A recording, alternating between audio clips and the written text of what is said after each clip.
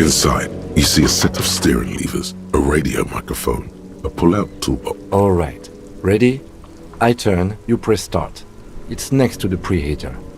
The dashboard lights up with orange glow. The rounds per minute gauge jumps, and the engine of the Caprice Canadian comes to life with a whiny growl. Like a leopard waking from its sleep, yawning and roaring at the same time. The lights unfold with a little click, casting electrical light onto the ground before the vehicle. There you go. I'll turn them off from the remote once you're done. We just need to stand in front of the machine now.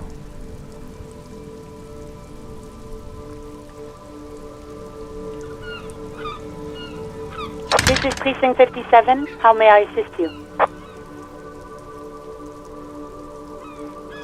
Just a moment, officer. 10-4, come in, officer. Over.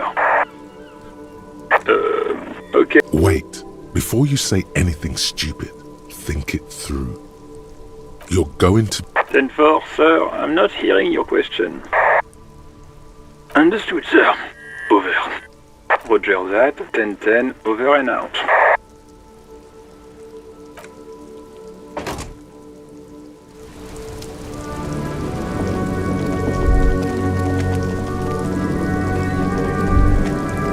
As you hold your ledger's clip under the headlamp, an iridescent hologram appears. A street grid and the veins of a great river. A familiar sensation washes over you. There she is. Revachol West. Around the borders of the watermark are dozens, no, hundreds of micro-perforations.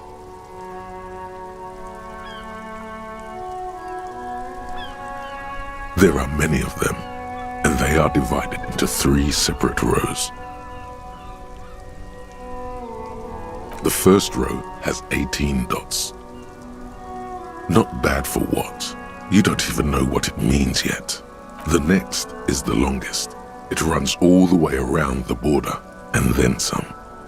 You count 216 perforations. Considering that nice, large number, a wave of pride washes over you, though you can't say why, precisely.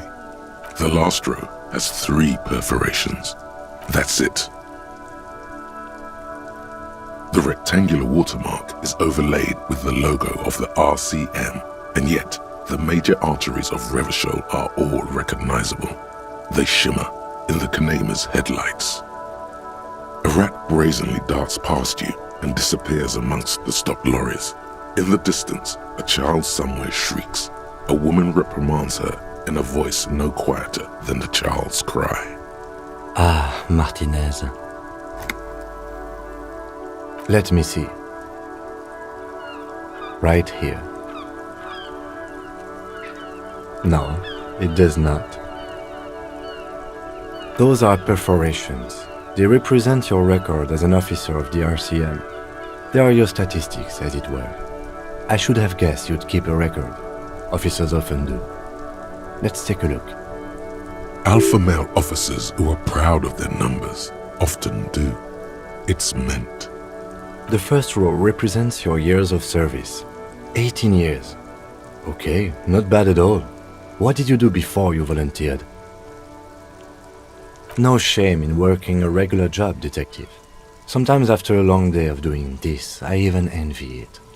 Let's move on, shall we? This next row, the one that wraps all the way around, is your number of closed cases. Closed is good. It means finished. You've got, let's see... Wow, more than 200! It's quite a lot, even for someone who's been on the force for nearly 2 decades. Usually, clearing more than 10 cases a year puts you in the 90th percentile of all RCM officers. Right. Those are your confirmed kills. You've got precisely 3 perforations there.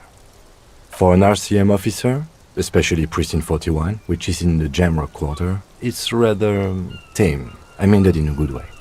There are certain officers who treat their kills like some kind of ghoulish game. If they do happen to solve a case, it's usually by accident. But it seems as though you are, or at least were, one of the good ones. So we have that to be thankful for. Everyone has their own method of coping, some more effective or self-destructive than others. Personally, I find it helps to keep up a few hobbies.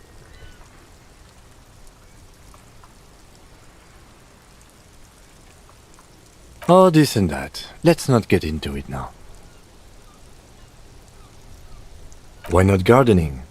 You've already got the yellow gloves. If you want to pour out the booze you've been carrying around on duty, I'm certainly not going to stop you. A dark pool of cheap wine appears at your feet. It shimmers in the lights of the Kanema. Honorably done. You have given up some of your own blood for theirs. Very noble of you. Are we done here? Yes. The lieutenant nods. Right. I'll go turn off the lights.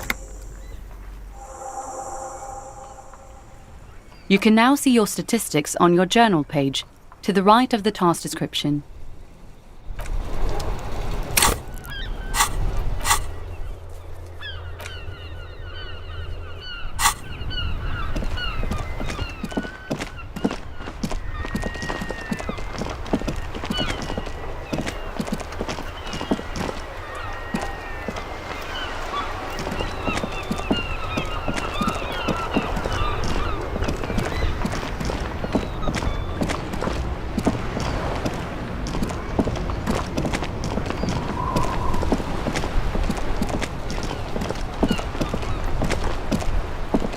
Officer, the mere sight of police in Martinez makes me feel safer already.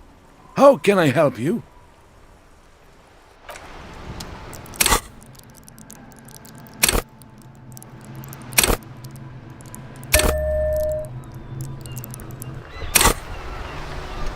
Officer, the mere sight of police in Martinez makes me feel safer.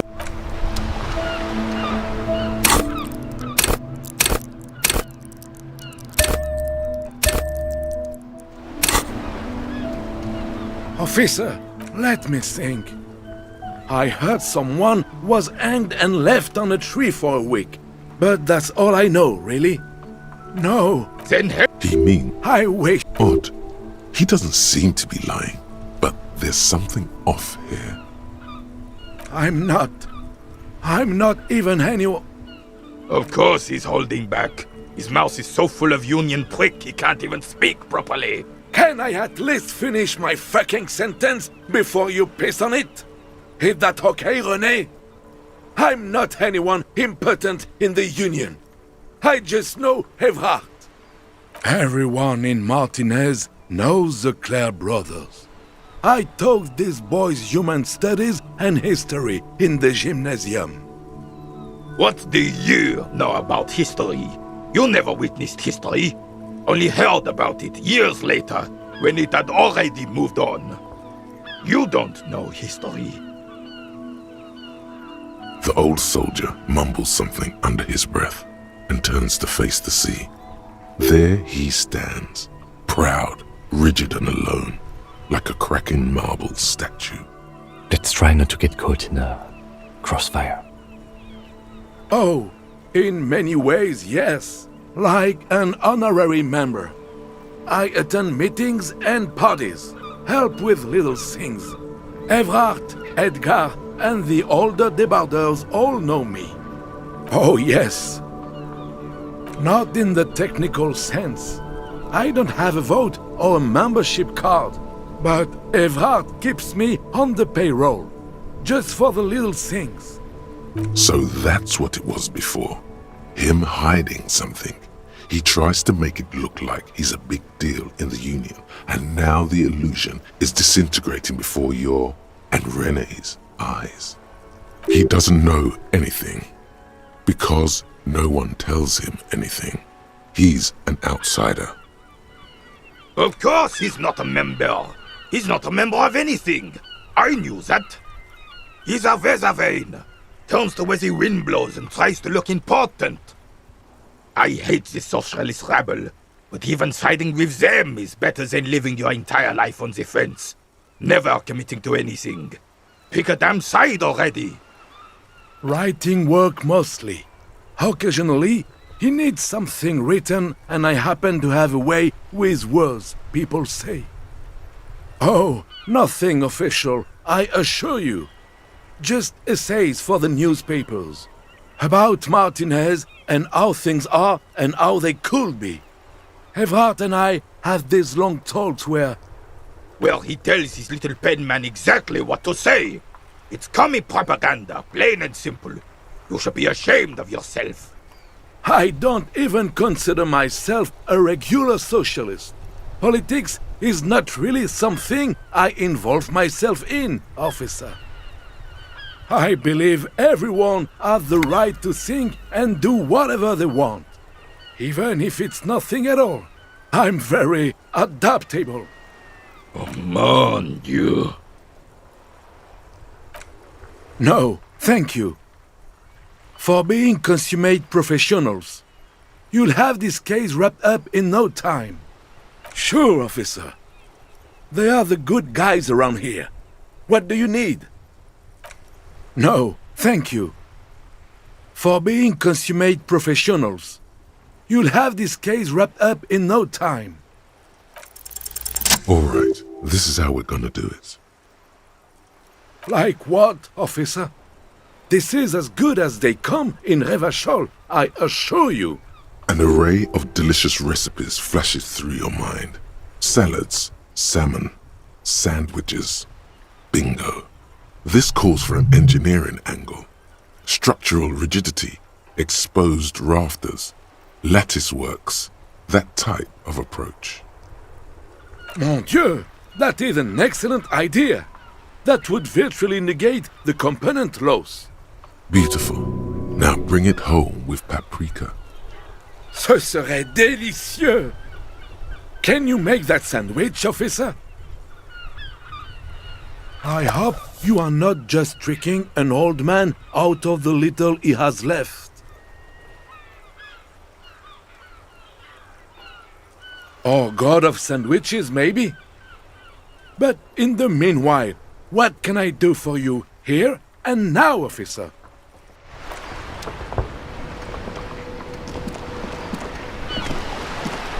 The purity of snow always reminds me of the purity of a man's soul, if he's got principles. Yes, I was standing right here. I saw it. Why are you telling me this? That's what it was all about? Gaston is a sniveling rat. I've known this my whole life. But an RCM officer bullying an old man? Robbing him of his meal? I do not approve of this abuse. Merci beaucoup, Capitaine Arnaud. Hopefully it will finally take your fat ass to the other side of a cardiac arrest, Gaston. He's right, you know. We're supposed to protect people, not take advantage of them. No.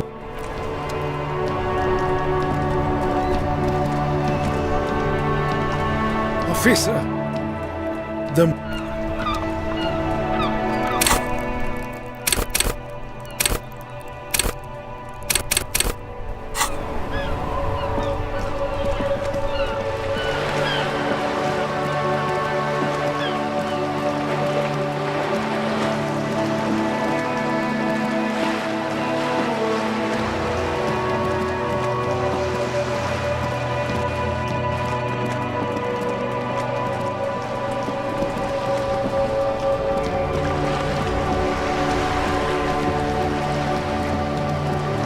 You're back? Good. What can I help you with? That's the man who was killed. I'm afraid this is a discussion for once we've cleared the lynch in question.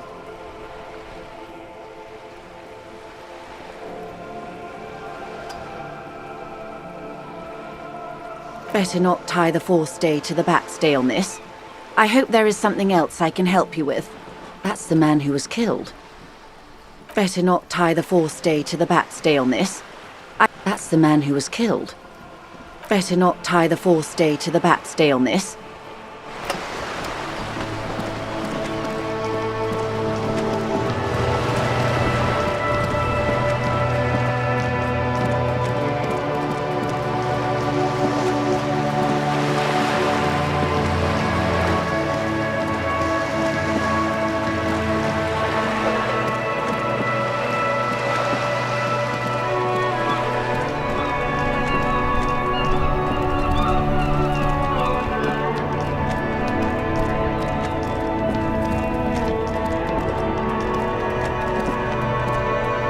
Now it's turning into a kind of a snow limbo, man.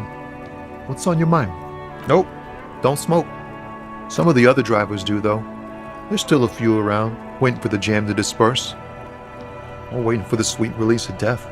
Yup, nothing wrong with that statement. Your senses have nothing to add. You'll have to ask around elsewhere.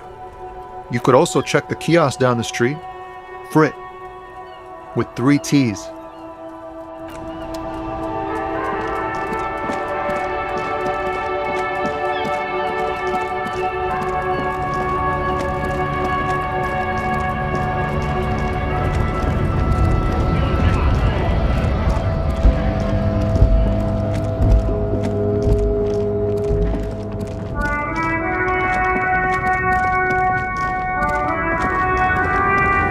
The woman still has her eyes fixed on the photograph in her hands.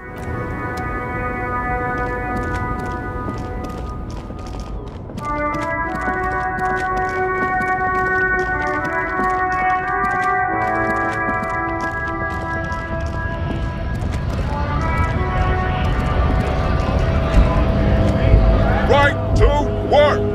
Right! Not before. He might have some advice.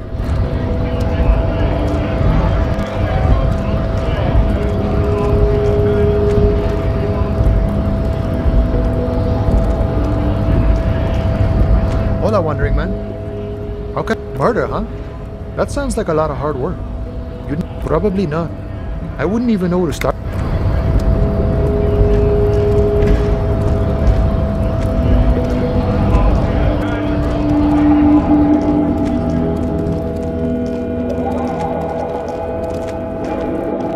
Looking for something, Hunt? Come to tell me to fuck off again? Oh man, that's great. Look at that guy go. Haven't seen anything that funny in a while. God damn. Thanks for that, but no, it's not mine. He doesn't live in Martinez. No. He's got a smoke right there in his fucking hand. Snatch that shit out of his fat fingers. You need it after listening to his garbage. It's my last one. Sorry, all done. I bet. Sorry I couldn't be of any help.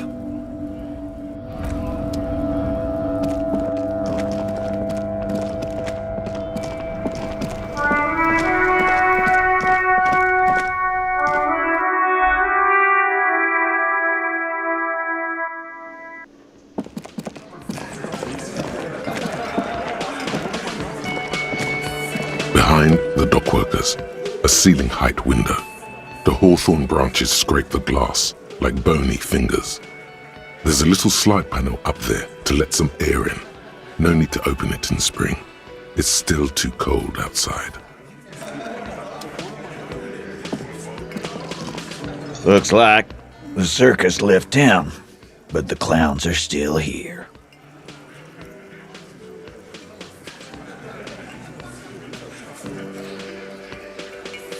Again. Good one, Titus. Are you deaf? There will be no singling anyone out. You can't arrest a Hardy Boy without arresting all Hardy Boys. Do you think you could do that? Do you think you could arrest them all? A trick question. Don't let her lead the conversation. Who do you fucking think does? That's right, asshole. Titus Hardy runs the Hardy Boys. Ain't that so, fellas? I think you got your answer, Mr. Law. No, you did not get an answer. Titus does administrative work. He pushes paper, fills out forms. The others can't read. But on that night, they all acted as one man.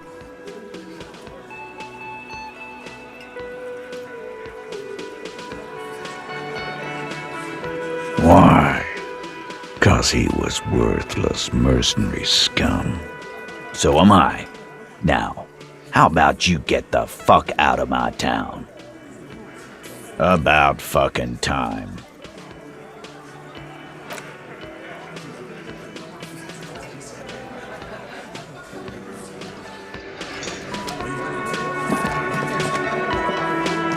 Yes?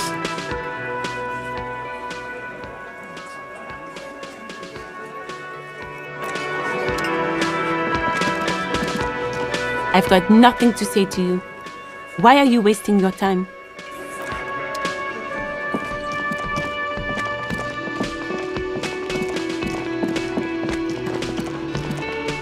Can I help you? Another thing. Great. I love those. Yes?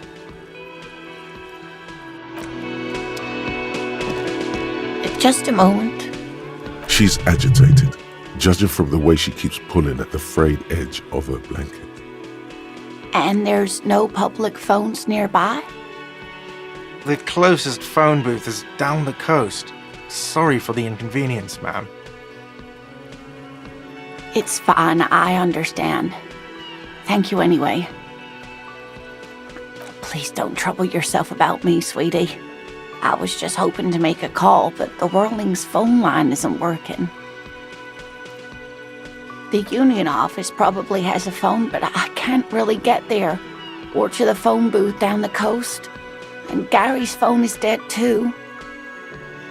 The manager was vague about it. Why would he be vague about phone problems? This is something to look into later. Ask God, maybe.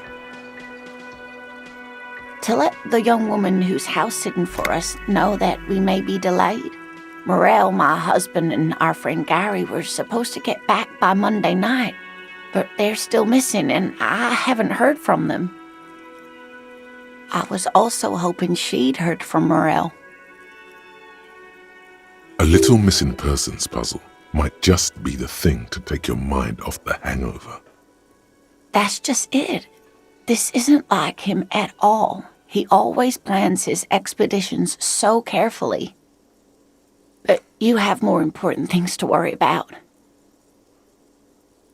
More important than a missing expedition? I don't know. Expeditions often lead to something interesting. Oh dear. I'm not sure where to begin. Well, his expression is slightly grumpy, but his eyes are always bright and curious, like a small boy's. And his palms are quite coarse from all the field work, but he's quite gentle. You can't go around Revachol feeling grown men's hands. If you want to find her husband, you'll need more concrete information. Oh, well, he's a bit shorter than you, but with a larger frame, and he has longish white hair, usually a bit uncombed. You might say wild, even. The lieutenant pulls out his notebook and begins jotting down the woman's description. One other thing, he'll likely have all kinds of field gear on him, even if he's not out in the reeds, just in case. We'll be celebrating our 16th anniversary this autumn.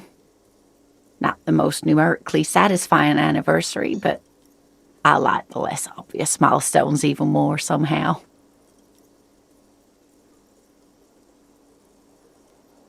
Via dating agency, I'm ashamed to say. I was looking to get back into the scene after recovering from my accident, and he'd just divorced. We hit it off, and, well, here we are. She's skipping over some important parts. Perhaps you'll find out more later. I hope I've been useful. Just some field work, sweetie. Morel is a highly trained scientist. He and his assistant Gary are studying an extremely rare species of insect. But they should have returned by now. They were just going down the coast across the waterlock to set a few traps. He said they'd be back on Monday. What could be keeping them? The water lock, that was broken. Could this be it? Oh, sweetie, it's nothing like that. Gary's as loyal as they come. I trust him with my husband's life any day. Oh my, what happened to the water lock?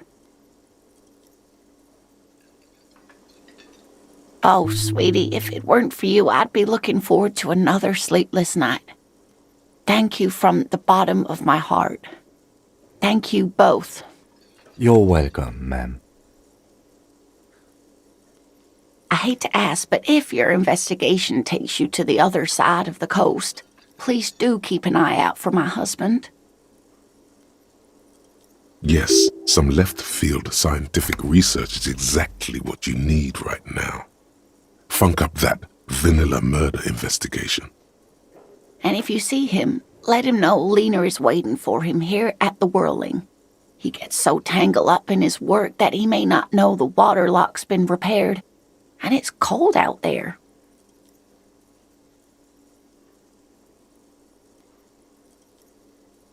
Oh, you're such a dear. Thank you, sweetie. Oh, yes. A zoologist. A cryptozoologist, to be more precise. It's a pseudoscience that attempts to legitimize research into mythological beasts and urban legends. That's one opinion, yes. And people are entitled to their opinions. She's used to playing off such insults casually, but they still affect her. My apologies, ma'am. I did not mean to undermine your hobby. It's not a hobby, dear. It's a subfield of zoology, one specializing in animal species that are so exceedingly rare that many assume them to be extinct or even fictitious. Searching for such species called cryptids is difficult and often thankless, and frankly, many scientists are too lazy to do it. Universities these days are rarely interested in supporting real research. The quality of research at Revacholian universities has been on the decline, but you doubt there was ever a time when cryptozoology was embraced by the academic elite. Oh, sweetie, it's fascinating, but I shouldn't bore you with entomological minutiae. The lieutenant gives you a sideways glance. Of course, dear.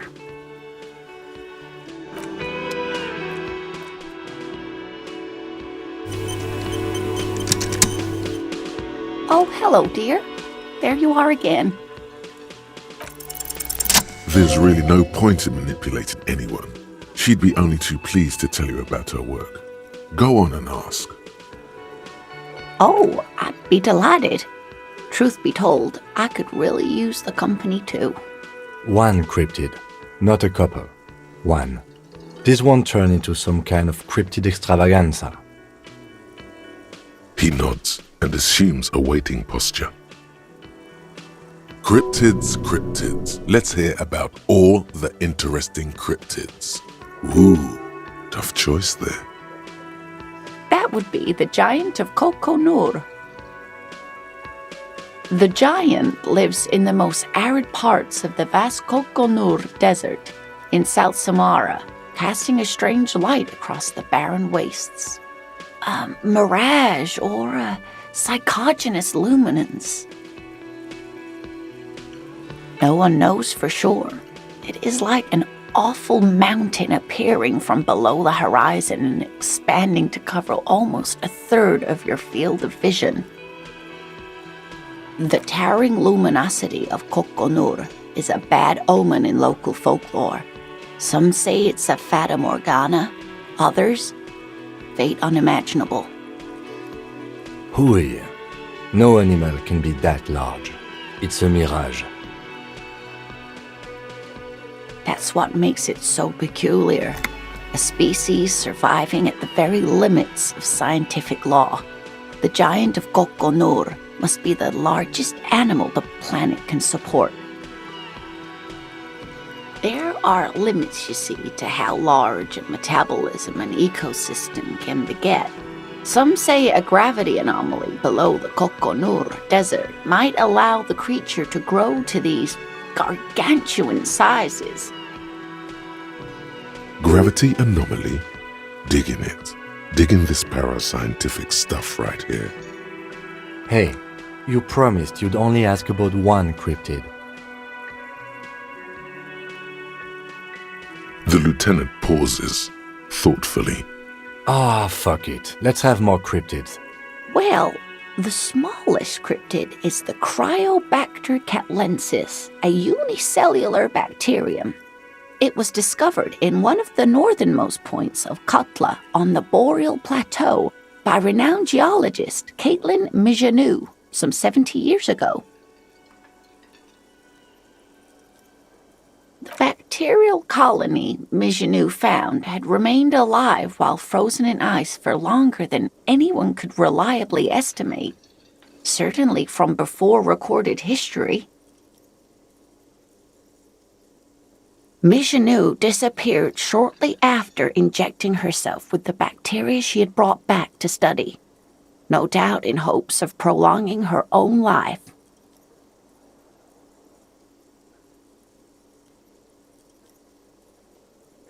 Yes, the bacteria had survived in the ice since times immemorial. It is not hard to see where she could have gotten the idea. It's actually a little hard to see. But do go on.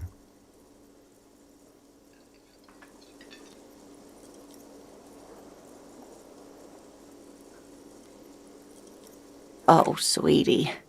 It's not all quite so awful, but prolonging one's life does seem to come with risks. After Mijanou treated herself with the bacteria, she stopped aging, but also became increasingly eccentric and irascible, so that even her oldest friends were forced to pull away. We can assume that she has been living somewhere in the wilderness for decades now, all alone except for the Cryobacter catlensis coursing through her bloodstream. The gnome of Jeroma. Oh, yes. None of its victims survived. Grieving relatives never even found their bodies because the gnome's venom dissolved organic tissue. It was reportedly a small creature with webbed fingers and a protruding forehead, an ungainly little thing. Quite scary to look at. A couple of campers found it when it was already dying.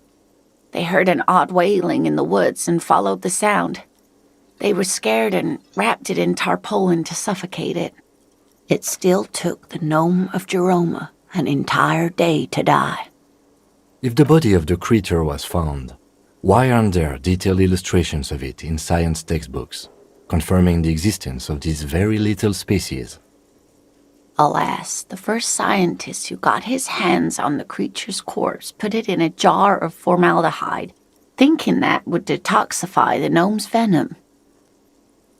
Instead, all the venom leaked out of the creature's teeth and into the surrounding liquid, dissolving the creature itself.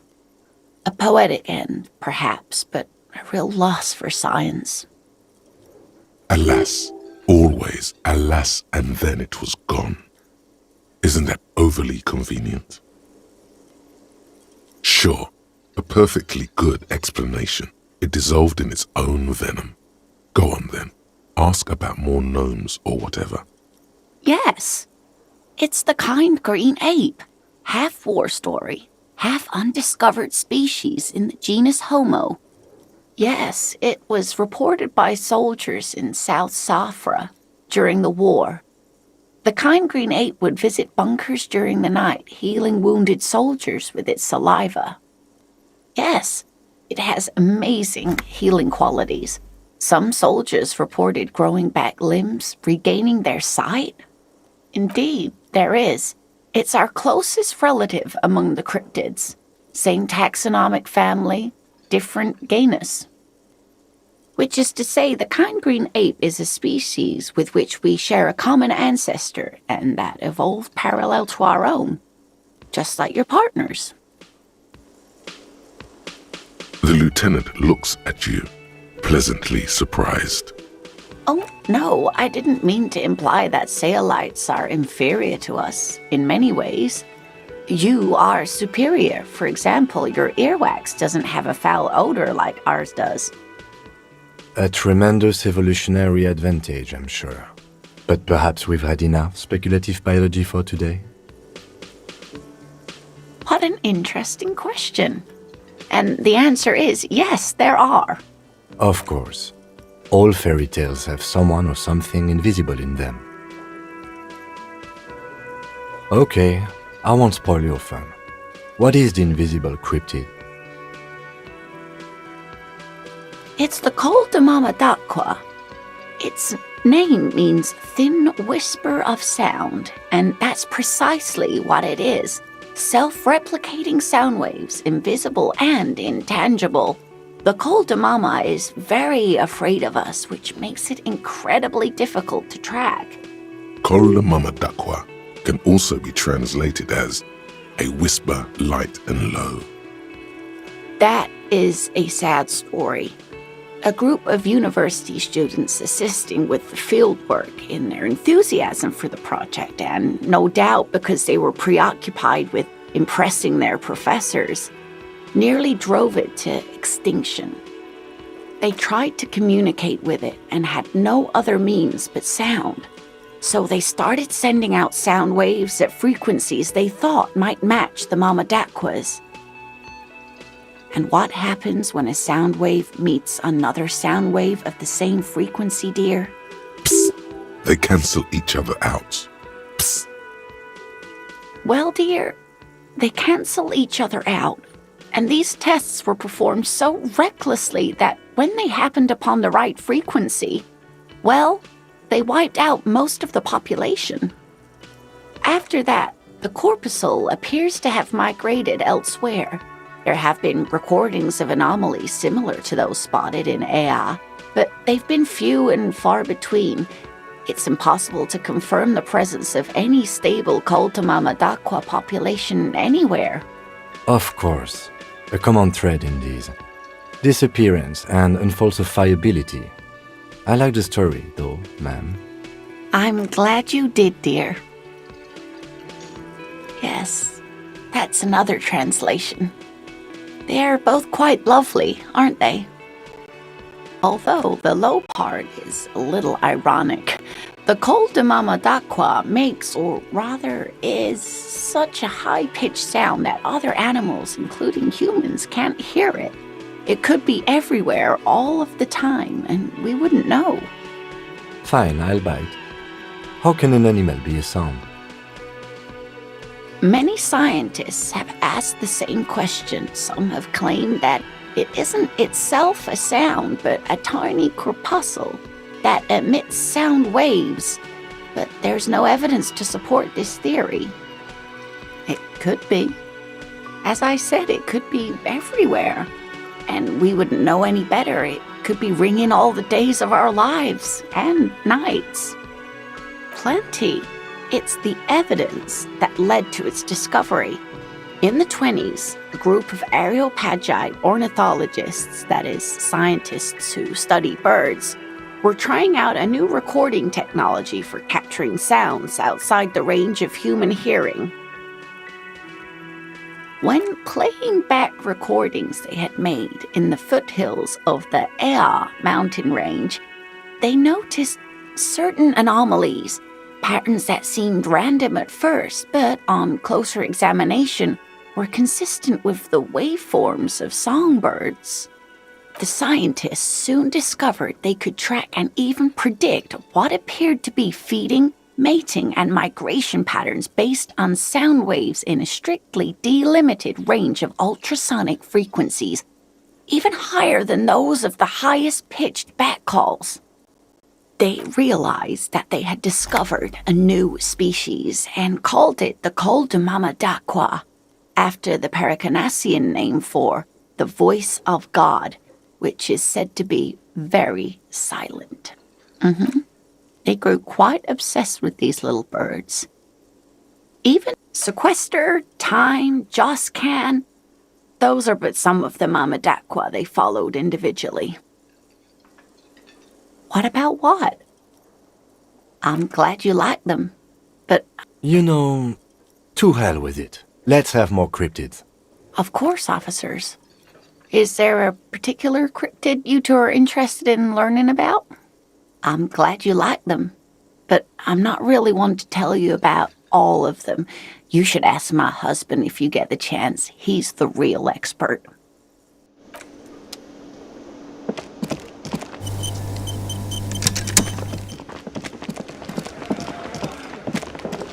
You see a heavy steel door. The cobalt blue surface feels rough to touch. The stainless steel door is flush with its frame on every side. Old cobalt paint, rough on the fingers. 40, 50 years since this was painted maybe. It leads to a side building, adjacent to this one. The old building next to this, half ruined. Whatever is behind it must be older.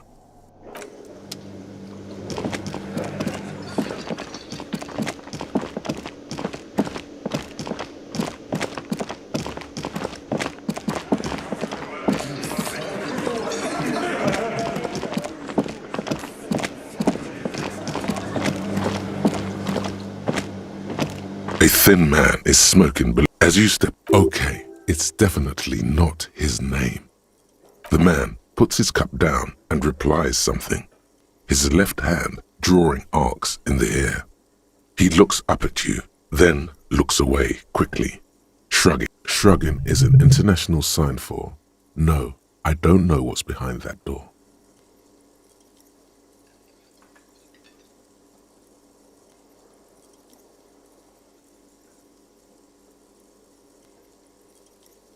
He smiles and bangs his leg. It's almost like music, especially with the sounds of assorted.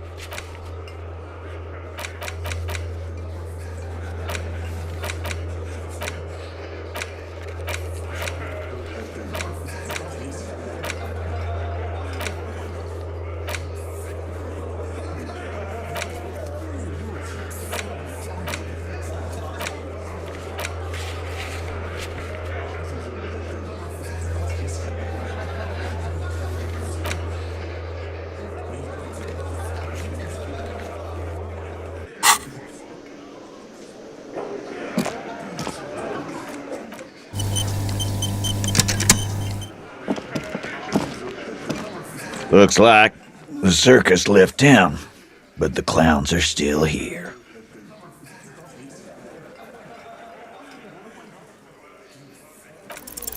Establish authority. Yes. Authority. Feverish thoughts race through your mind.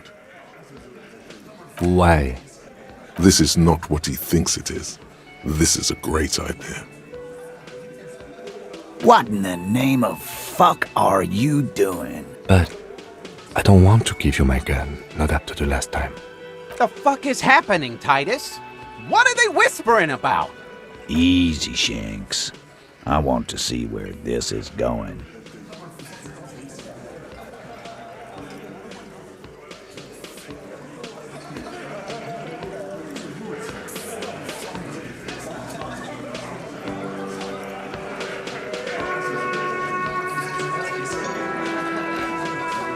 Police job?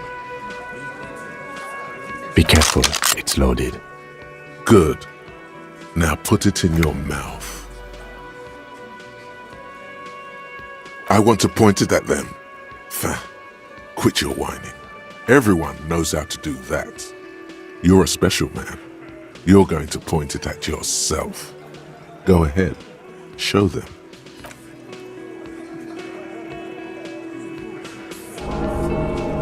What are you doing?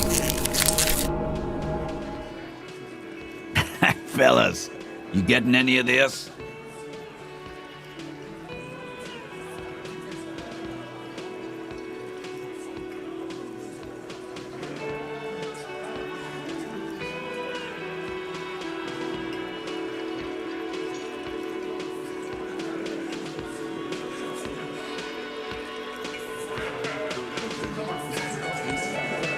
What in the name of motherfuck? Acidic taste on your lips. Corrosive. Once as a child you put your tongue against the rail. It was winter. That was a long time ago. The fuck is he saying? Some insane shit. Nothing. Give me the gun.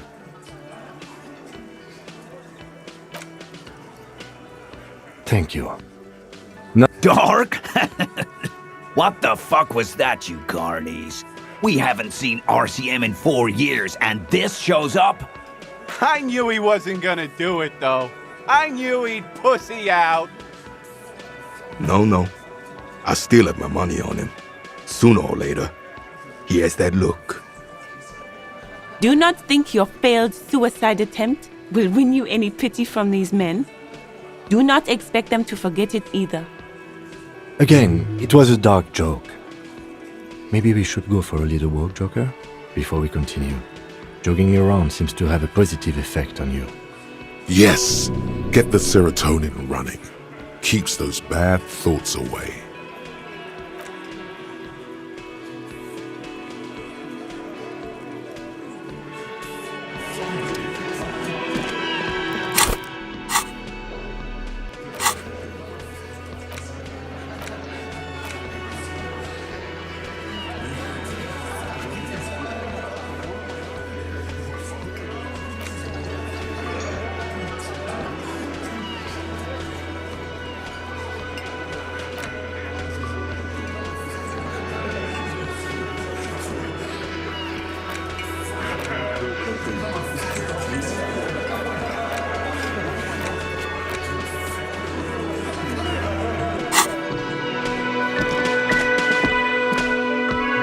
What in the name of hell was that supposed to be?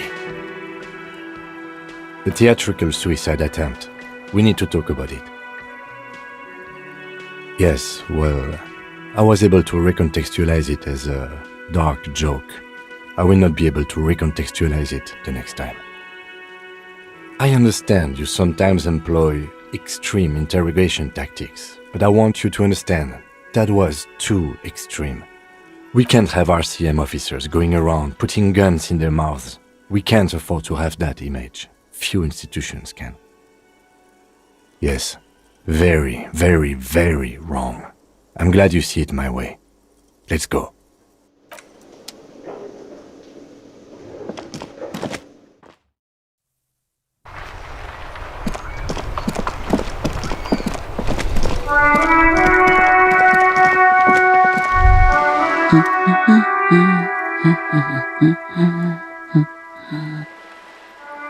Yes? Hello?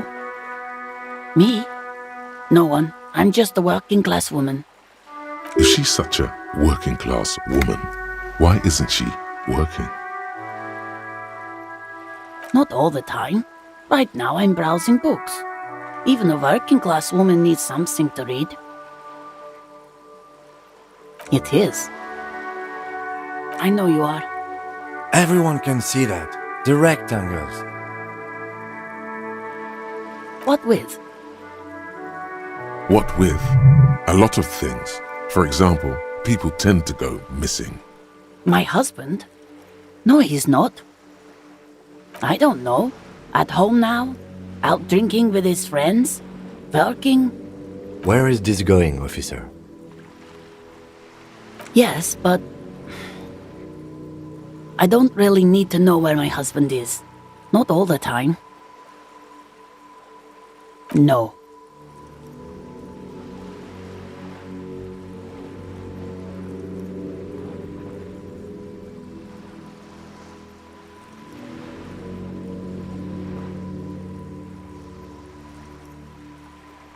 Why are we still talking about this? I haven't lost my husband. It's got to be something else then. Why else would you be asking her if it wasn't? Her hands move over the book covers. The tips of her fingers look rough, stained with yellow. It seems like she has spent a lot of time at work, smoking. No, absolutely not. Are you a policeman or a nanny? They are not missing, sir. You know where they are. They're at home, smoking, giving the ladder of vices a chance. What? That's just... My daughters are perfectly fine. They're with their friends down in Shamrock. There's nothing to worry about. They're almost grown up now anyway. They're past the age they need me protecting them from everything now. The woman before you nods and returns to her reading.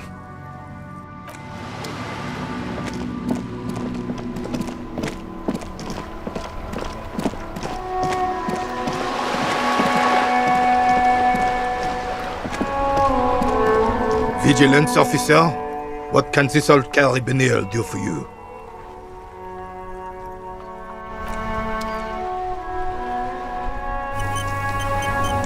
Vigilance officer, what can this old carabiner... All you observe is a veteran refusing to let go of the past and his old uniform. This is not uncommon. This is the uniform of the Royal Carabineers in service of Frissel I, Guillaume le Lion, and the valiant King Philip V before him. Don't you mean Frissel the Fan? You do not speak his name, Craven, although he was a clown. But he was our clown, ours to ridicule and to mourn. There's something you missed. You will get to it. Don't worry.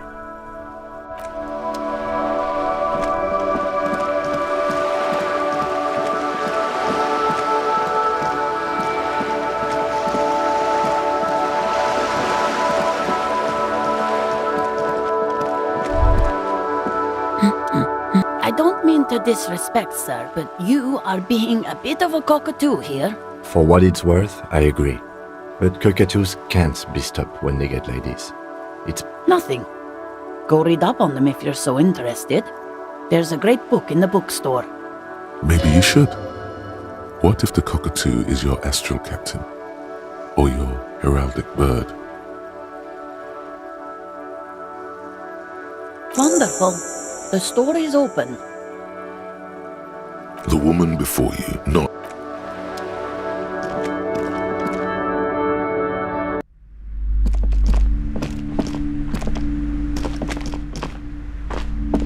The display rack is brimming with worn paperbacks featuring an extreme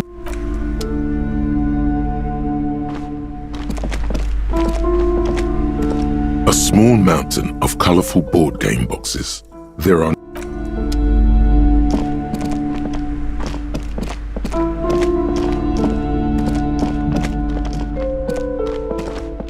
shelves filled to the brim with crime novels featuring shelves. Oh, crime, robberies, murders, even sexual crimes. We're fortunate to have Dick Mullen and his stories to sort all that out. You're a police officer, apparently. You should buy all of these. They really do teach a person how to be a proper detective. Note, reading about Dick Mullen would not actually make you a better detective.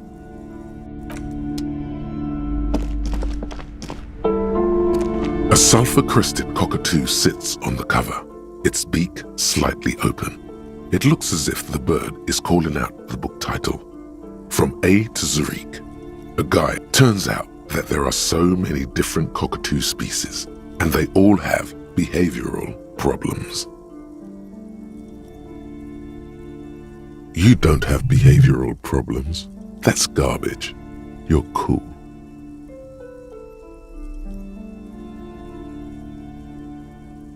It's a must-have if you own a cockatoo. I've heard they're quite capricious. Oh, a nature enthusiast. Good choice. I knew it was a good idea to keep that around.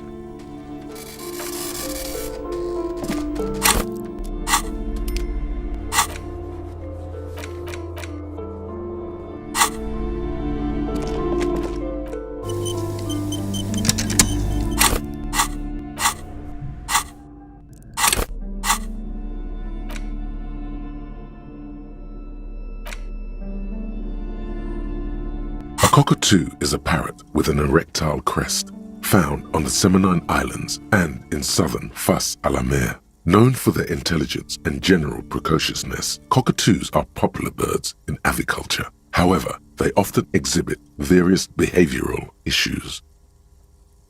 This book talks about the delicate nature of toos, as well as introducing some of the most popular species among the bird enthusiasts. The funeral cockatoo, the major majestic cockatoo, and the most common bang bang cockatoo. It's colorfully illustrated. Where to even begin?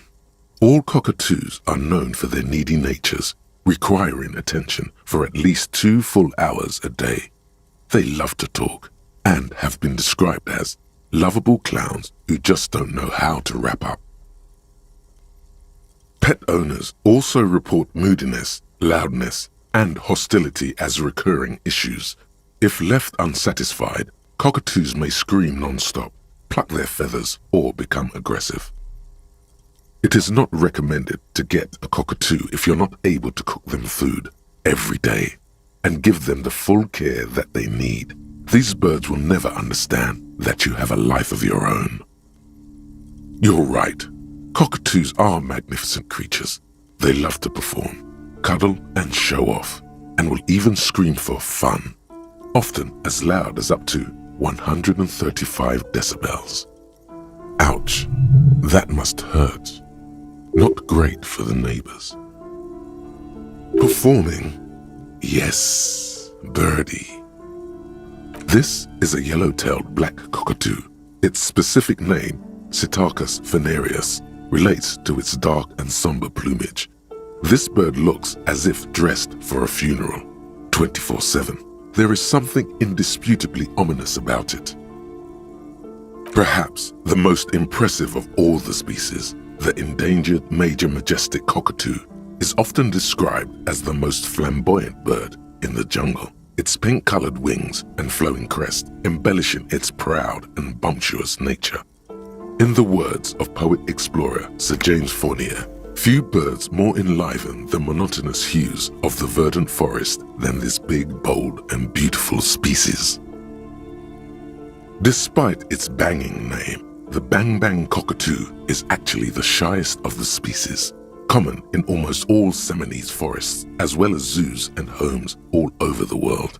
Its plumage is mainly grey and white. The Seminoese name, bang-bang, is thought to be of onomatopoeic origins. Yes, but all those cockatoo species are so different. Which one are you? You're right. You're the mediocrity embodied.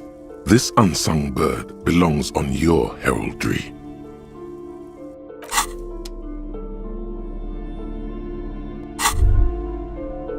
Wow, so someone's been a little boring. Yes, my standard liege. Someone's seen all sorts of wild ideas pop off and thought, I'll take the boring one. The regular, please. The brown. Of course you do. Maybe some regulations and a usual pistol to go with them? It's official. My lord's coppo type is regular cop. I'll let everyone know. I'll send out a telefax. Done and done. No actual communiques will be sent, of course. That would be too dramatic.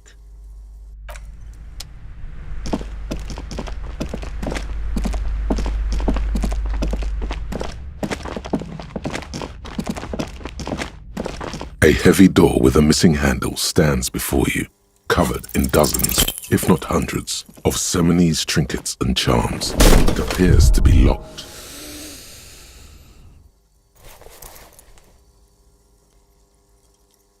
Ow, shoot. Whose moronic idea was it to just run through the door? Don't you know that things like that hurt?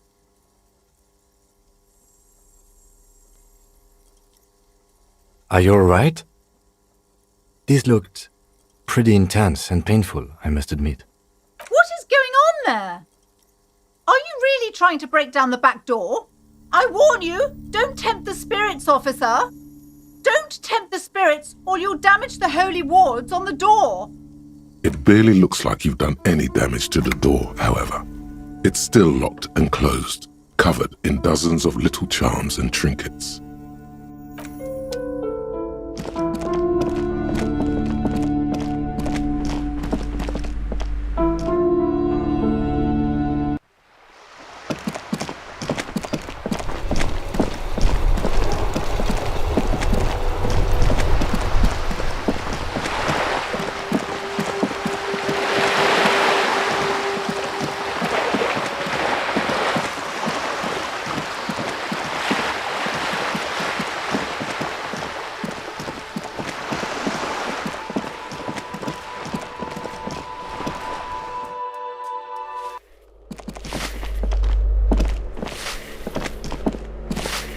Give me a moment.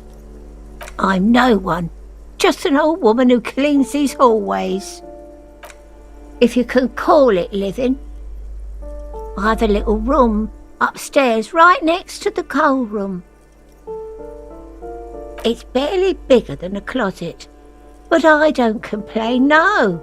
I have my bed and my aching bones to keep me company, and that's all I need from this world.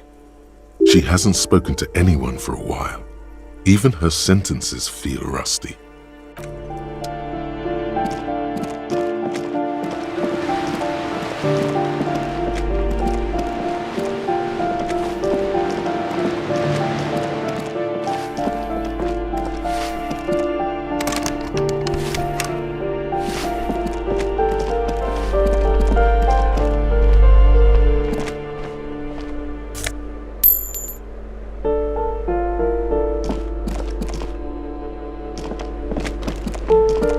You hear someone. The walking stops abruptly. A poor communard from the... Do I have to open the door? Do you have a warrant? Let's go. It's generally easier to